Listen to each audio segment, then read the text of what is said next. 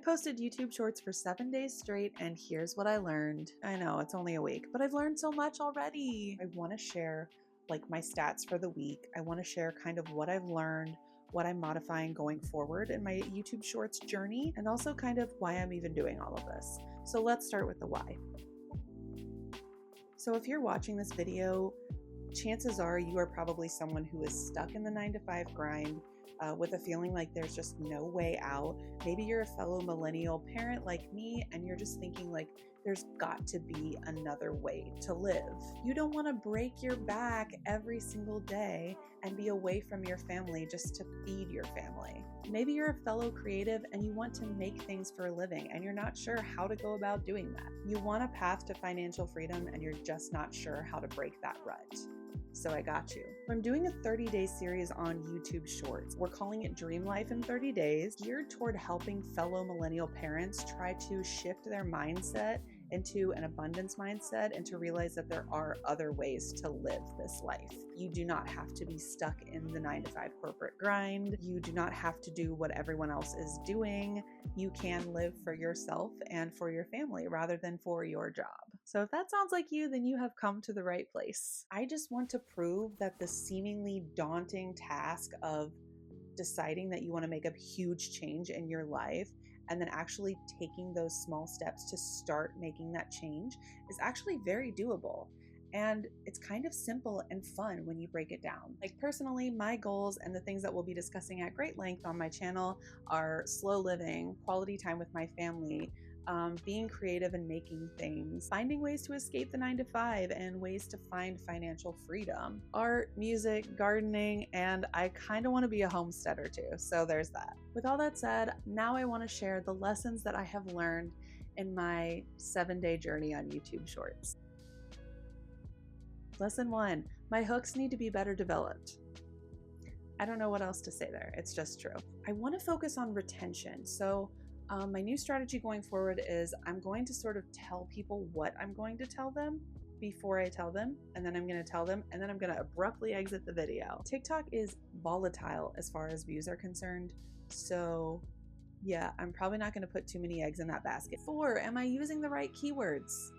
I mean, I think I am, but we're going to continue on this journey. 5, on YouTube Shorts and TikToks, people really want a quick hit, and I'm rather long-winded. So this has been really difficult for me to try to make something condensed and concise and clear as possible in 15 seconds. And number 6, a lesson that I'm not sure I learned this week, but I know is totally true, which is that consistency is absolutely key. I have seen an ROI when I'm posting daily, just after 1 week.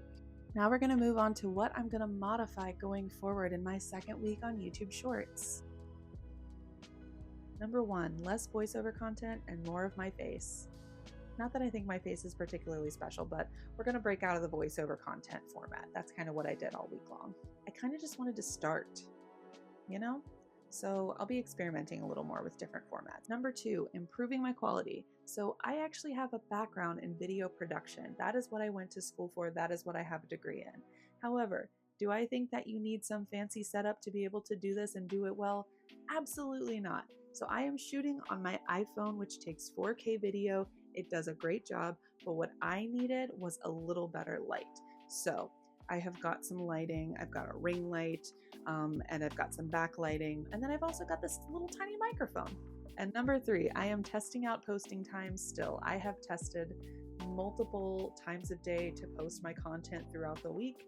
I will continue to do so, but I will still be posting daily. By the way, I did have a plan with this series. This series was supposed to be about building your dream life, but I was supposed to be building my dream life along with the videos. It's a real chicken before the egg situation. I want to help other parents who feel like it's just not possible to do something like this. I want them to view my content, and of course I hope that my tips and tricks and hacks will help, but also I just want them to see someone starting from scratch, real, raw, vulnerable, and telling the truth about their journey, starting from scratch and trying to make it in content creation. Here's the kicker. I'm also following all of my videos as sort of journaling prompts. So for instance, day 5 was all about the abundance mindset. And it was all about, if you could focus on, instead of an external goal, focus on a feeling, how do you want to feel when you have achieved your goal. For me, that feeling is freedom. That's how I want to feel. I want to feel free.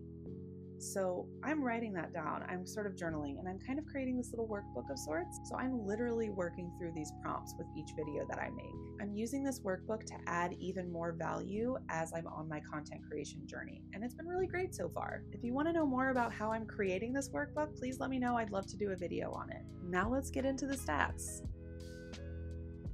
I have my laptop here. My first video on YouTube got 1,000 views overnight. And I was like, this is easy. And then it totally stopped. It abruptly ended. I only got 1,000 views. So like my second video ended up with a little over 900 views. The third day I got 45 views. That's it. And then like 24 hours later, it bumped up to 1,000 on that video. Like what? My fourth video, 15 views.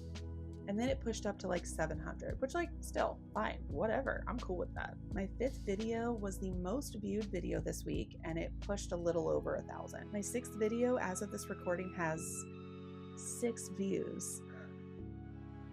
6 views. And my seventh video as of right now, which I just posted today, it got a couple hundred views. So all in all, I got 4.7 thousand views, 14 watch time hours, and 19 subscribers.